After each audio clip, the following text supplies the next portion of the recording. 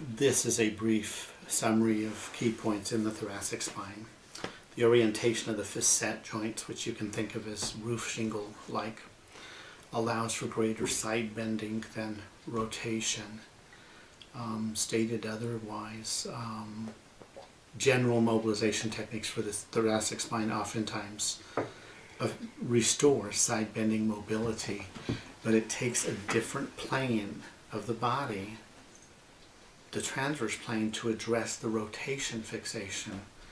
And it's not uncommon to see someone that's had a fair amount of manipulative treatment for chronic thoracic pain and present with a rotational fixation that has not been resolved. And so in the presentation we adequately address how to treat the rotational dysfunctions.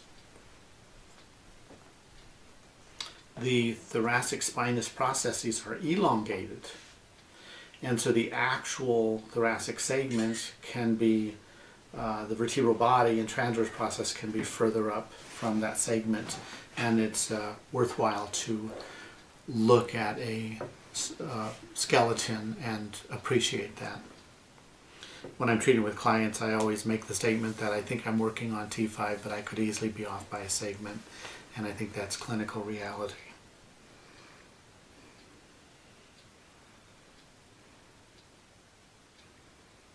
The technique that I like for treating a rotational restriction, of course, first you identify it by pushing on the spinous process on the side. So you're pushing left to right, and then you'd walk around the table and test right to left.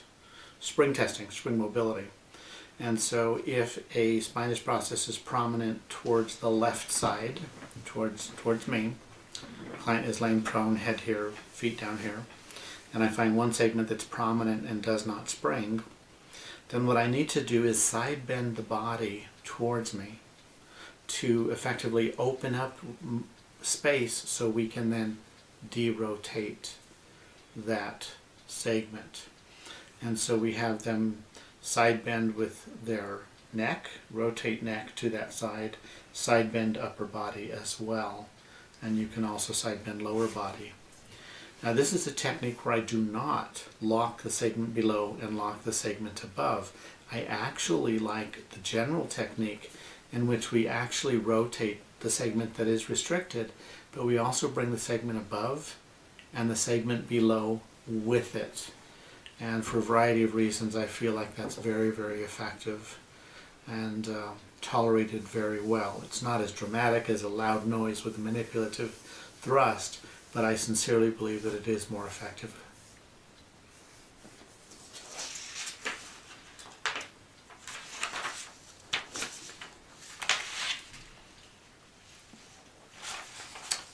We often see foam rolls used in the clinic, and for the average client, I believe that 2 or 3 inches is the optimal height, and I feel like 4 inches is for many clients too much.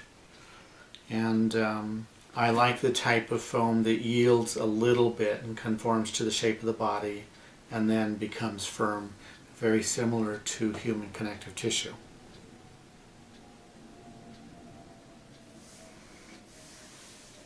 Now the nomenclature is